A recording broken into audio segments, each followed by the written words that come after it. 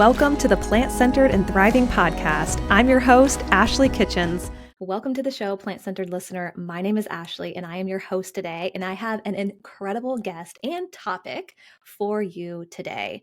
So this year, I've been really curious to learn more about alcohol and its impact on the body. And I started doing some research, and I came across an article on forks over knives, and there were a couple doctors who were mentioned in this article. And so I thought, well, these doctors, they had some really great quotes around alcohol. And I was like, I'm going to reach out to one of them and just see what happens, hoping he'll respond. And he did. Today I have with you Dr. Kahn, who is a medical doctor in Detroit, Michigan, and he's also a practicing cardiologist and a clinical professor of medicine at Wayne State University School of Medicine. He graduated Summa Cum Laude from the University of Michigan Medical School, known as America's Healthy Heart Doc.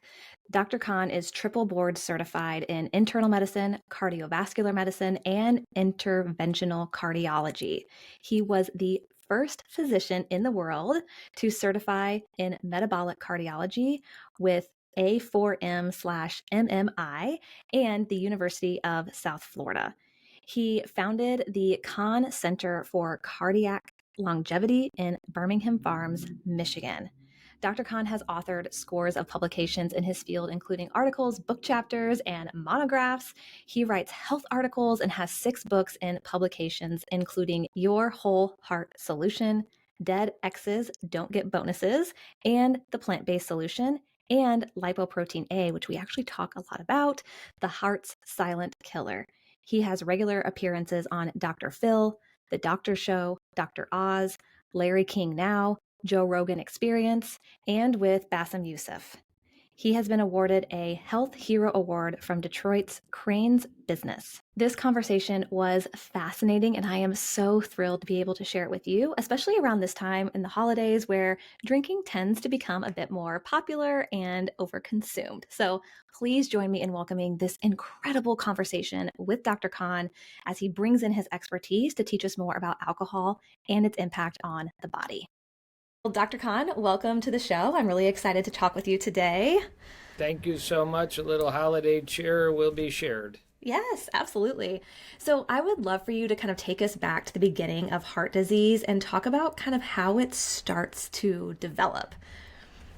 Well, there actually is evidence, interesting, I'll be quick, that heart disease goes back thousands of years. If you actually put a mummy from Egypt in a CT scanner, you can actually see clear-cut evidence that they had heart disease. What percentage, I don't know, because there's only limited studies. And there's a very famous scientific experiment out there called Otzi the Iceman, O-T-Z-I. Everybody should look it up. And they found this almost perfectly preserved body in a crevice of ice in Europe. I forget which country it was in. 5,000-year-old body, pretty much like a mummy, but it was encased in ice.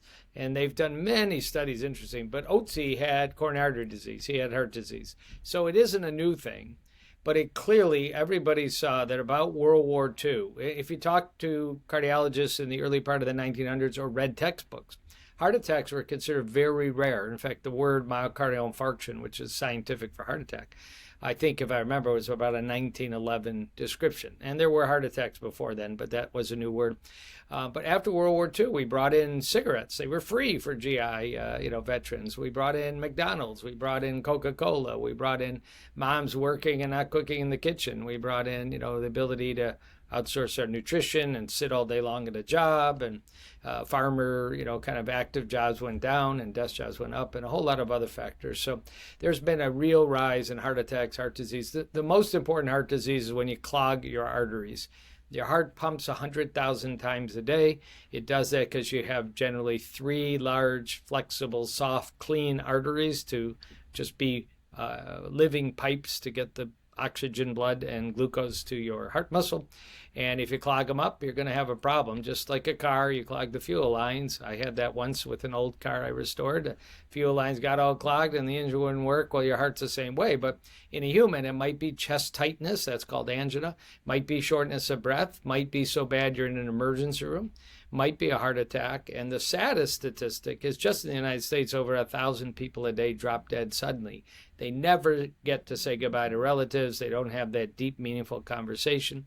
They could be 41, they could be 52, they could be 89, but it's called sudden cardiac death, and it's usually due to clogged arteries. So there hasn't really been this warp speed, impact. We're going to moonshot, we're going to cure cancer. Moonshot, we're going to bring vaccines on in 9 months. It's like heart disease. Okay, you died and you're 41. It's tragic, but we have actually the ability to slash it 70, 80% starting right now. It's not a hard program. Wow. Yeah. Well, so how do your arteries start to get clogged up? Like, how does that kind of happen?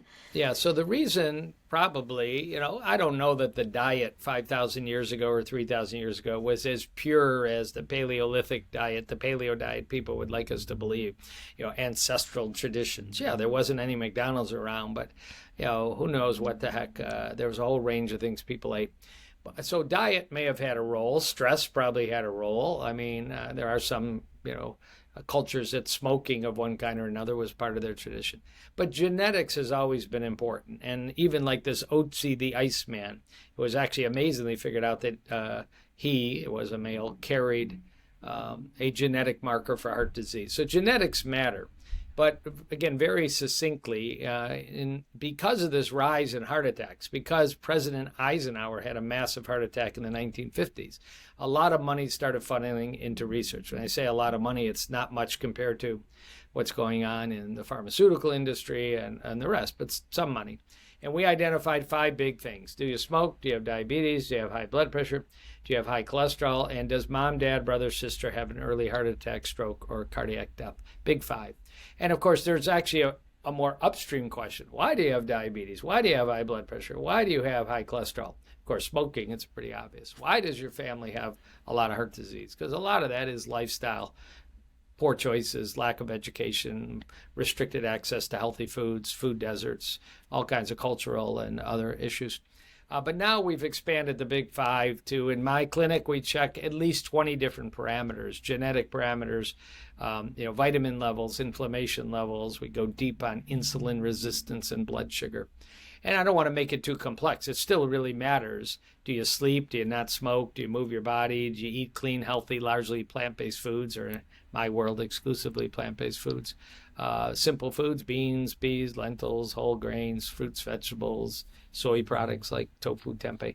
Do you eat those foods, which is what I eat only and exclusively for decades and decades.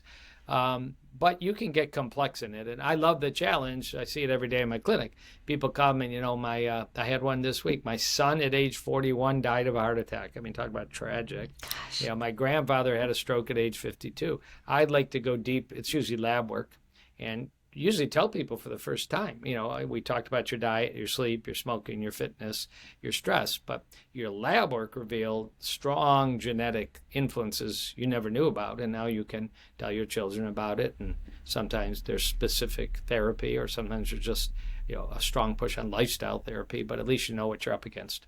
Yeah. Wow. So it sounds like you really look at the big picture as much as you can to try and help this patient client kind of move forward with helping them either reverse, prevent any further complications. Exactly. We're really lethargic when it comes to heart testing. We all go for colonoscopy, mammography, prostate evaluation, cervical cancer evaluation. But tell me the last time you walked out of your doctor and said, oh, everybody gets a heart evaluation in this clinic. And I'm not talking just check a blood pressure and a couple of simple labs. There's a CT scan called the coronary artery calcium scan, or a heart calcium scan. It can cost $50 to $99 out of your pocket in most cities. It takes about 5 seconds. It's painless. It's a very low dose of radiation. It's been available since 1990, but the cost has really come down. And it's basically the mammogram of the heart, the colonoscopy of the heart. About age 45, the same age you might have a mammogram or colonoscopy, get a heart calcium CT scan. We'd immediately say, here's a group of people that are high risk. It'd be about 50%. Here's a group of people that are low risk. And you people eat healthy. We'll see you in 5 to 10 years. But you people over here need a lot of love and attention. And we do it with other diseases, but the number one killer of men and women, we have no real fire in the belly to make early diagnoses. Sad. Yeah, I feel like a lot of people don't know about this test, which is Well, unfortunate. it's crazy. I wrote a book 10 years ago. I've taken it out in the second edition. Funny name, Dead Execs Don't Get Bonuses. It's inexpensive paperback. It sort of laid out 10 years ago what you could do. And, but it's sad that that under 10% of people at age 50 have ever heard of or had this test. And nobody makes money on it. If it's $50, that's what it costs to turn on a CT scanner and get a cardiologist or radiologist to read it. So that's one of the problems. You're not going to see it on billboards. You're not going to see ads. There's no income flow in it. It's just good health screening. Yeah, which blows my mind since heart disease is our number one killer, why this Yep. isn't talked about more. It's crazy. That's Yeah. why I said yes to your podcast. Yeah, well, I appreciate it. So what does that test actually reveal for someone who's not familiar with it? Yeah, almost always when you're just starting to develop, if you have a heart attack at age 54, you had the disease for 10 years, maybe 15 years. And in every other disease, we want to pick it up early. But heart disease, we wait till you're in the emergency room or dead. It's crazy. So when you're developing plaque, almost always the mixture of garbage in your arteries. And it's not just true of heart arteries, it's brain arteries, it's leg arteries, it's sexual organ arteries, because erectile dysfunction in men and probably some equivalent of women is a early clue to bad arteries. They get calcified. Everybody's heard the term hardening of the arteries. The hardening is calcification, calcium, bone. Your arteries shouldn't be bone-like. They should be soft, flexible, and free of bone. So fortunately, the CT scan just turns on, turns off. It's extremely precise at identifying calcium in arteries. And there's a number, and you want to be 0. No calcium, no hardening, no aging detected in my heart arteries. But it's a number that could be 172 or 889 or 1463. It's a software program that's quite valid and available that gives you, and then you compare it to others your age. I tell people all the time, you're in the 99th percentile. You're first in your class in a bad way, and we got work to do. Or I enjoy more telling people good news. Like I just emailed a patient today, you're a perfect 0. Hooray. Oh, so you don't have to worry as much about the cholesterol when you're a 0. You still worry about your blood sugar and your blood pressure, but you just tell that person come back in a few years and we'll consider rechecking you. nice. Well, I'm curious too, because you mentioned plaque, and I would love for you to explain where that plaque comes from in a way. We hear a lot about, well, saturated fat doesn't matter, but it does matter. Eating cholesterol doesn't matter, but it does matter. Yeah. The problem with, great science, going back to the 1960s at least, even 1950s, and I'm pretty much a student of that stuff, is without a doubt, saturated fat is related to developing clogged arteries. So when you're eating butter and cheese and marbled meats and egg yolks and maybe coconut oil, which is very high in saturated fat, you are probably going to raise your cholesterol, particularly what's called your LDL cholesterol, and you may increase the rate of clogging your arteries. It just doesn't happen to everybody. So you'll see on Twitter, or now X, examples all the time. My cholesterol's 350, but my heart calcium score was 0. Well, might be 0 now. I'm not sure it's going to be 0 in 10 years, and you probably ought to repeat it. But not every smoker gets lung cancer, and not everybody that eats Twinkies gets diabetes. I mean, not everybody that texts and drives gets in a car accident. But, if you're going to protect your health, you probably want to lower your saturated fat content. Like every health organization in the world recommends that when you eat whole food plant-based, as long as you stay away from coconut oil, you're going to eat a relatively low saturated fat diet. Now, you don't have to get to 0. It's going to be hard to get to 0 because nuts and seeds and olives and some natural plant-based foods that are rather fun to eat and generally healthy have some saturated fat, but it's very low compared to the animal world foods, as an example. Yeah, that makes sense. So for someone who has some of these risk factors that you talked about earlier on for heart disease, whether it's running in their family or they have type 2 diabetes or something related to that, what are some things that you commonly recommend that they can do to prevent something from happening, hopefully? Yeah, so, if you got a family history, get checked, get the heart CT scan. You're welcome to pick up my paperback, Dead Execs Don't Get Bonuses. There's some extra blood work you might consider doing. Family doctors, internists, they're wonderful people, gynecologists. They do the same lab work that we did in the 1970s. Like, we didn't learn anything in 50 years. Yeah, we learned a lot. So there's better labs to add on to the basics. I'll give one shout out. There's a cholesterol that 20 to 25% of people inherit from one or both parents. And it's got a weird name. That's the marketing problem. It's called lipoprotein little a, or LP little a. But 25% of people, which is nearly 2 billion people in the world, from birth are walking around with two cholesterols in their blood, LDL cholesterol that can damage arteries and lipoprotein A cholesterol. And they have no idea because hardly any doctors in the world check it. That's starting to change. There's so many references in the public literature, I think it's Sports Illustrated or Men's GQ or something. There's articles showing up, and there's certainly thousands of articles in the scientific literature. But there's no drug right now that lowers lipoprotein A, so it's largely ignored. Now, like all things follow the money, the pharmaceutical industry has 5 or 6 drugs in the pipeline because the drugs that are out that you've heard of, Lipitor, Crestor, don't lower this genetic cholesterol. And unfortunately, diet and exercise don't do much to lower this genetic cholesterol. The new drugs are looking very optimistic, and they're going to cost a fortune.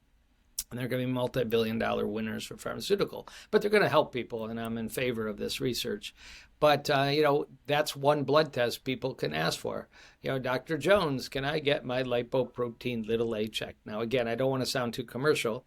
I was so fired up about this topic, and I've checked it in thousands of people, and I manage thousands of people that have it. I wrote a book called Lipoprotein little a, The Heart's Silent Killer. It's a nice little paperback. It has over 50 wonderful plant-based recipes just as a bonus. So if you don't enjoy the academic topic, you'll enjoy the culinary topic. But people want to learn more, and you should get checked. 1 out of every 4 people listening to this doesn't know they have a potentially, not automatically, but potentially deadly cholesterol in their blood. So those are the kind of things you got to do. And it's always education on lifestyle. Talk about sleep, talk about smoking, talk about fitness, talk about weight, talk about stress, but talk about nutrition. So in my clinic, I don't have a dietitian on staff, but my patients get homework and they get follow-up. Did they watch Forks Over Knives? Did they watch What the Health? Did they watch Game Changers movie? Did they sign on to listen to a podcast like yours or my podcast weekly called Heart Doc VIP? Do they read a book? I've got a book called The Plant-Based Solution, goes through all the history of whole food plant-based eating and health issues. Or Dr. Greger, How Not to Die, or Dr. Esselstyn, Prevent and Reverse Heart Disease, or Dr. Furman, Eat for Life, a wonderful book, or Dr. Ornish, Undo It. They got to read one book. They become very educated, and frankly, the smart ones, the motivated ones, maybe the scared ones, they come back 6 weeks later and, they've reviewed this material and they've drastically altered their diet with very little effort. Yeah. And I'm sure the ones who are motivated, I'm sure they come back with just like, wow, this veil has been unlifted and I'm seeing my food and my life in a totally different way. Yeah, you sometimes change the whole family. I'm seeing a wife and my husband lost 10 pounds because he decided to try some of this stuff. And, my kids are eating tempeh burgers for the first time. It just, again, we're under-educating people on these healthy options, even though there's so many great free online resources everywhere. It takes a little more work to create some plant-based meals than it does to throw a piece of dead beef on a barbecue. That is a problem. You can throw a portobello burger on a barbecue and pretty much enjoy the same food sensation with the same simplicity, but people just don't think about that. Yep, it's true. And Dr. Kahn, we've included your resources in the show notes because I think if someone listening isn't struggling with this issue, I'm sure they know someone. So there's a lot of people that can benefit from your books, your podcast, and so many other resources that you have. As we say in Detroit, Michigan, super ducky. Thank you. Yeah, perfect. Well, I want to switch gears to alcohol because we're around that time where alcohol really spikes. Yeah. Consumption for some people nearly doubles. And I read an article from Forks Over Knives where you made some comments about alcohol consumption and heart, whether or not it's protective or not. So I would love for you to kind of give your take on that. Yeah, very, very touchy topic. And particularly in the last 3-4 years in the state of Michigan where I live and practice, schools were shut and liquor stores were open during the pandemic. Come up with a public policy that said that was a good idea, and people's alcohol intake, went up dramatically, and I think a lot of people have maintained that habit. And I'll share this with people. I don't really proud of it. I never really had a drinking problem, but I'm a bit of a wine snob. I'm very knowledgeable on Italian wine. I have a decent collection, not necessarily expensive collection, and I can tell you from northern Italy to southern Italy to Sicily and to Sardinia what are the wines of choice. And I was having, during COVID, 1 to 2 glasses of red wine every night. Dry red wine, low sugar red wine, healthy red wine. Very often, $5 to $10 bottle of red wine. I know where to get my value. And it's interesting. About 3 months ago, I had a little epiphany personally. And I just overnight, because I knew I wasn't stuck on it, I wasn't getting, smashed. I just cut back 90%, to maybe 1 or 2 glasses a week. And I got to tell, I dropped over 10 pounds in about 8 weeks, and that frankly ticked me off. I was hoping there'd be no advantage. And these were 10 pounds I didn't really want, and I was doing various fasting protocols, and I eat clean, and I work out every day. It just wasn't coming off. So my own personal story has recently been, and I think I've got the staying power to stick with this, drastically reduced. So, the national guidelines in the United States are rather liberal. 1 to 2 glasses of alcohol a day for a man, 1 glass a day of alcohol for a woman. That's what the guidelines, USDA guidelines say. Not necessarily completely sexist, because you could have a 180-pound woman and a 130-pound man. How can that be the rules? It's also, there's a trend that men can metabolize alcohol faster, more efficiently than women, and can get rid of it quicker. That's what it's based on. In other countries, there's no difference. It's 1 glass a day for men and women. That may ultimately change in the United States. Probably the liquor lobbies are very powerful on some of these guidelines. And that's like 1 ounce of spirits, 5 ounces of wine, 8 ounces of beer. It's taking into account that there's a big difference between tequila and a low alcohol beer in terms of alcohol content. When you just go to the topic of alcohol consumption and heart disease, cardiovascular disease, and you actually measure things like death, heart attack, hospitalization. Number one, never has there been a large randomized study that said we took 10,000 people, we let 5,000 people drink to those guidelines. That's up to 14 drinks a week. And we let 5,000 people have 1 or 2 glasses a week or none, and we compared their outcome. There's no study like that. So we're in the weeds, the same weeds that exist when we discuss the optimal diet, compare a vegan diet to a paleo diet. We have no great randomized studies, so we've got wars and fighting. But people don't fight as much about booze as they fight as much about food. But when you look just at heart disease, there is data that over and over, and there's something called review data and meta-analysis data that suggests there's an advantage to a low amount of alcohol intake on a consistent basis. Probably not, binging and not drinking, binging and not drinking. This kind of European blue zones, Mediterranean diet. There's a big family gathering of a healthy meal, and around that is a low alcohol, maybe homemade wine or something. It's not margaritas and rum and Coke. And that there is data for heart disease advantage and reduction. Now, there's been a lot of pushback, because when you look at the global picture of survival, of cancer rates, of brain health, certainly of addiction and liver disease and cirrhosis, we know that there are spots where the data suggests quite the opposite. Obviously, for liver disease, alcoholism, and cirrhosis, are very problematic. Brain disease is interesting. There's articles suggest, everything's also, there is a sweet spot, this 1 to 2 drink a day or less, because I think 2 drinks a day, 7 days a week is a lot of alcohol. But there may actually be some protection for the brain with a little bit of alcohol. That's, again, Mediterranean diet. But that's actually some of the signs. But many neurologists now are saying, alcohol is nothing but a brain toxin and you should reduce or eliminate. So you have to be, and I have patients, friends, just had a neighbor that are addicted or die of alcoholic diseases, liver disease, brain disease. So, if you can't handle it, you better get professional help or a 12-step program or AA program or anti-abuse or something. And, if you think you're just in that sweet spot, doc, Friday and Saturday night, I have a glass of red wine with the family in a social setting. I'm reproducing the Mediterranean blue zone experience. I don't think you can say that that's satanic and you're clearly going to, alter your health. But be mindful, and maybe, there's a huge movement now of people not drinking at all, a lot of young people. There are some non-alcoholic spirits out there. There are some non-alcoholic wines that are actually showing up on some fancy restaurant wine lists. There are non-alcoholic beers. I have no stock in Heineken, but they make a non-alcoholic beer with 6 to 1 calories. Not bad. And nothing wrong with just, a sparkling water with a lime in it that nobody in a social setting can tell if you're drinking a gin and tonic or just a sparkling water and lime. So, it's hard to say never. You can't touch this stuff, but it is a slippery slope. I mean, and it's harder than cigarettes. I mean, the easiest answer for cigarettes is none, zero. I'm not sure 1 cigarette a day harms people, and it doesn't harm them as much as 20 cigarettes a day, but it's just easier.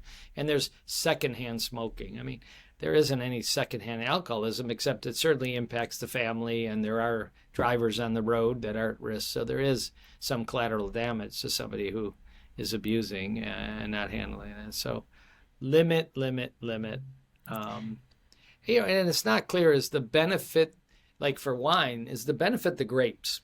Grapes are incredible food. You can eat them. You can buy unsweetened grape juice. There are some studies that the health benefits of wine can be reproduced by unsweetened grape juice. And how much does the alcohol, other than a slight relaxing factor, promote? There was a study in the last 3-4 months. I don't remember it exactly, but it did show in some, I think it was like a brain PET scan, that coming home from work, having a small alcoholic drink actually did kind of turn off some of the work brain executive function centers, which wouldn't be a good idea if you're walking into a business meeting and making a presentation. But it might be better than staying, completely alert, awake, and hyper-focused, and your sympathetic nervous system and adrenaline system never, quieting down. I'd rather you meditate for 5 minutes or listen to some Mozart music, or, go take a walk with the family or a dog, do something a little more natural to shut off the day's stress. But so tough topic. But around the holidays, warning, danger, Mr. Smith, as one of the childhood TV shows I used to watch, Lost in Space, used to say. Nice. And I like too how you touched on that. It's not someone maybe eating the standard American diet and drinking alcohol, but someone who's maybe replicating more of like a blue zone Mediterranean type diet too, where there's some benefits that might be there for drinking red wine. Right. Yeah. And the other thing is red wine, actually alcohol in general, wrecks a lot of people's sleep. There's no doubt. Maybe you wear an Oura Ring, a Whoop Band, an Apple Watch, a Fitbit. But boy, you have a cocktail at 9 p.m. and monitor your sleep, or you go the next night and skip that cocktail at 9 p.m. A lot of people notice, they don't need it. They don't need a Whoop Band. They can just tell their sleep is much more disrupted with heavy drinking. And some people are extremely sensitive to even, one drink and their sleep. So since there's so much sleep pathology out there, and so much, interference with our smartphones and our pads and our computer laptops and TVs, we don't need alcohol on top of it, just screwing up our deep sleep. Yeah, it sounds like it's a little relaxing in the beginning, but the long-term benefit, like the sleep benefits, aren't really that great later on, hours later. Yeah. Well, I'm curious to kind of like wrap things up a little bit. What is like one of the most common pieces of advice that you give your patients?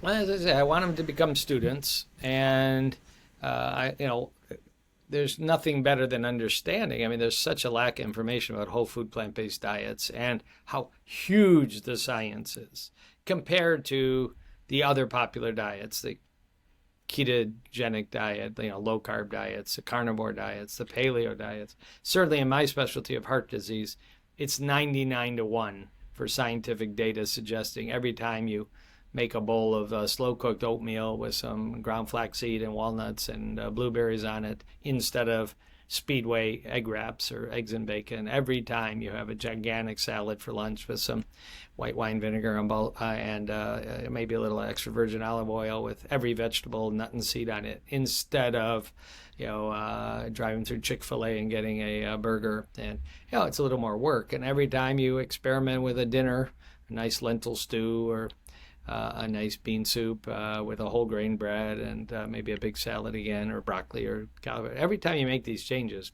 you're feeding your body insanely healthy,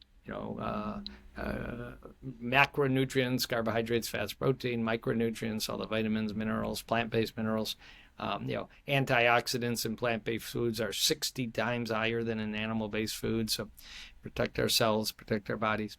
So once they get it, it's pretty easy. And I mean, there are people that are sick type 2 diabetics, obese, hypertension, heart disease, that probably should jump in. Just, look, I'll go 2 months and try and do Dr. Furman's program, Dr. Esselstyn's program, Dr. Ornish's program, Dr. Barnard's program, Dr. McDougall's program. These are some of the famous, programs out there that are based on books or websites. And there's other people, look at, I tell them, just conquer breakfast. Just get those egg bacon wraps out of your life. Take the time to make a overnight oats so in the morning you can just grab something and be on your way, or a quick smoothie. I mean, once you got breakfast down, let's start bringing lunch to work instead of letting some restaurant of poor quality food, dominate your health. And then, dinner's a little tougher because there could be a spouse involved and children. And, a lot of my patients do make 2 or 3 different meals a day for dinner because they're trying to eat one way for their health, and their spouse won't go along with it, or children are, the teenagers are revolting. But so dinner's a little tougher. There's even a book out there, very popular about 10 years ago, called Vegan Before 6 by Mark Bittman, a New York Times writer. It's a good book, but how he lost a ton of weight and reversed his type 2 diabetes by just eating every breakfast and lunch vegan and dealing with life at dinner time as healthy as he could. And, I don't do that. I'm, every meal is plant-based, but some people can start that way and still see health benefits. Yeah. And it sounds like once you become a student, it's almost hard to not follow through with some of those recommendations that you're talking about. And then you get it under your skin about the environmental issues and animal rights. And, you're eating a dead animal, and you're, just going to a butcher shop, or, if you can sneak your way into a slaughterhouse. I mean, that old Paul McCartney phrase, if slaughterhouses had glass walls, we all would be vegan. And I agree with that. It's the worst industry on the planet. And there are ethical farmers, and there are some nice people out there. But, we're talking Tyson and, so, the other big Cargill and the massive international conglomerates that make most of our food. It's horrendous how it's, both destroying the planet and just, your desire to have cow milk instead of soy milk is costing, thousands of gallons of water, and unbelievable cruelty to, living animals that are pretty nice beasts overall. Yeah, they really are. I agree. Dr. Kahn, as a last question, I'm curious, is there one thing, a habit, lifestyle, eating habit that you would absolutely never do as a cardiologist? Well, if you had to pick one thing in the food world, you'd stay away from processed red meat. The thing that people love, bacon, pepperoni, sausage, hot dogs, a ground hamburger of poor quality. I mean, the studies are just overwhelming. That for heart disease, it's basically the number one most toxic food. For risk of colorectal cancer, probably prostate cancer, breast cancer, maybe pancreatic cancer, probably the number one most toxic food is processed red meat. And these are huge studies all over the world, and multiple studies. I mean, the World Health Organization shocked the world in October of 2015 when they came out and said processed red meat causes colorectal cancer. Not associated, but in every study they can find with a panel of experts, a couple dozen panel of experts, and seemingly without too much, funding bias, they announced that, and it created a huge pushback. But the data has been reproduced. So sorry, bacon lovers, you're killing yourself one crispy bite at a time. Plus, it induces type 2 diabetes. It's high in saturated fat. So, you can live to 100 eating bacon. But, if you're smart and you want to play the odds and you really would like to be healthy as your kids and grandkids get older, and you retire and you're not, a medical mess when you're in your 60s and 70s, I would cut that out first. Yeah. Second would be cheese. Cheese is so addictive. And I don't even particularly like the plant-based cheeses. They're too dense in fats. They're mostly coconut oil. I'm looking for that super, healthy version, and we'll probably get them. But right now I can't find a super healthy plant-based cheese. So I either do very little or none at all. Yeah, that makes sense. All right. Well, thank you. Is there anything else that you wanted to make sure that we touch on that? Good stuff. Good stuff. Right. Is there a best place where people can find you or connect with you online? Yeah, right here in my clinic, but the website is drjoelkahn.com, drjoelkahn.com. I have a podcast, I have a clinic, I have books, I have many articles I've written, and some recipes are on there. Good stuff. Yep, wonderful. Well, for you listening, we have all of Dr. Kahn's information, resources below in the show notes. You can easily access those. Dr. Kahn, thank you so much for coming on today. I really appreciate it. Have a great day. All right, you too. Thank you. Until next time, keep thriving.